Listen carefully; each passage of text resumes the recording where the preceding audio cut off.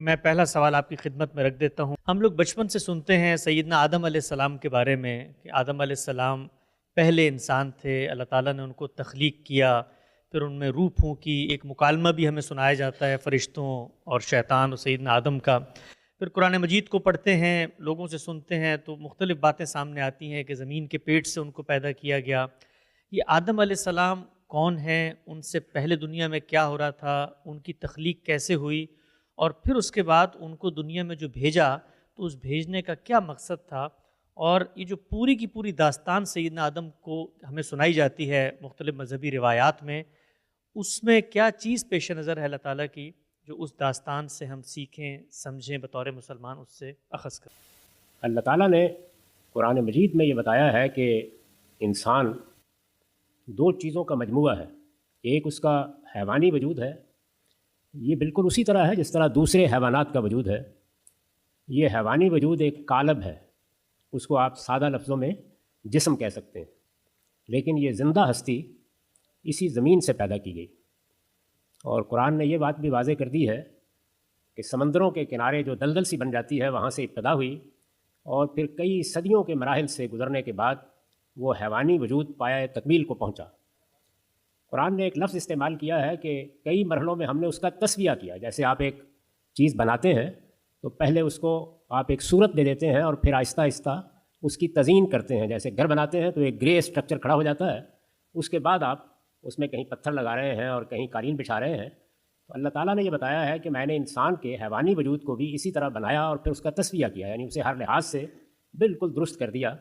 جب وہ اس مرحلے تک پہنچ گیا تو پھر سورہ سجدہ میں یہ فرمایا ہے کہ آسمان سے اس کی شخصیت اس کے اندر الہام کی۔ اس طرح انسان اپنے جسم یا اپنے قالب کے لحاظ سے ایک زمینی ہستی ہے اور اسی طرح بنا ہے جس طرح کے دوسرے جانور پیدا ہوئے ہیں، لیکن انسانوں کی جو نسل اس وقت موجود تھی اور اس کے حیوانی وجود کے بے شمار نمونے پیدا ہو چکے تھے، ان میں سے دو کا انتخاب کر کے انہیں انسانی شخصیت دی گئی۔ تو انہی کو قرآن مجید نے آدم و حوا کی حیثیت سے متعارف کرایا ہے۔ حوا کا نام تو قرآن میں نہیں آیا، لیکن ان کی شخصیت کا تعارف قرآن نے کرا دیا ہے۔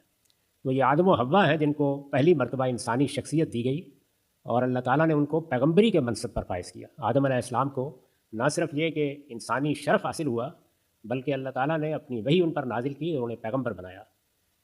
اس واقعے سے پہلے یہ بات بھی قرآن مجید میں واضح کر دی گئی ہے کہ اللہ تعالیٰ نے یہ اسکیم اس وقت جو مخلوقات تھیں جن میں فرشتے بھی تھے، جنات بھی تھے، ان کے سامنے رکھی اور ان سے کہا کہ میں نے زمین کا ایک ذرے کے برابر ہے پوری کائنات میں اس کرۂ کا انتخاب کیا ہے کہ یہاں میں اس کیچڑ سے ایک نئی مخلوق پیدا کرنے والا ہوں اور زمین کا اقتدار اس کو سونپ دوں گا۔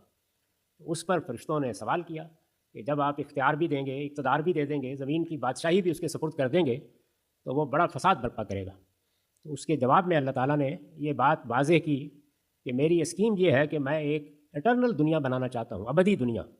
اس دنیا کے لیے مجھے لوگوں کا انتخاب کرنا ہے، تو اس انتخاب کے لیے میں پہلے ان کا امتحان کروں گا، اور اس وقت یہ زمین کے اوپر امتحان کے لیے بھیجے جائیں گے، یہ پیدا ہوں گے، یہ یہاں سے رخصت ہوں گے، پھر میں ان کو اٹھاؤں گا اور اٹھا کر ان کا حساب لوں گا، اور پھر جو اس حساب میں کامیاب ہوگا اس کو اپنی جنت میں آباد کروں گا جہاں موت کا خاتمہ ہو جائے گا، اور یہ ہمیشہ ہمیشہ کے لیے اس میں رہیں گے۔ تو اس مقصد کے لیے انسان کو بنایا گیا کہ وہ خدا کی ابدی دنیا میں آباد ہو، وہ اٹرنل لائف اس کو دی جائے، اور اس دنیا میں وہ اس لیے بھیجا گیا کہ وہ پاکیزگی کا امتحان دے۔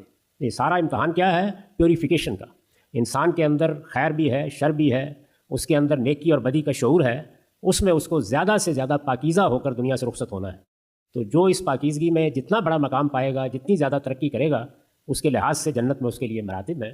اس اسکیم کو سامنے رکھ کر انسان کو اس دنیا میں بھیجا گیا ہے۔ تو یہ میں نے مختصر طریقے پر وہ داستان آپ کے سامنے رکھ دی ہے، کیونکہ یہ ملاقات اور سوالوں کی نشست ہے، اس وجہ سے زیادہ تفصیل نہیں کی جا سکتی۔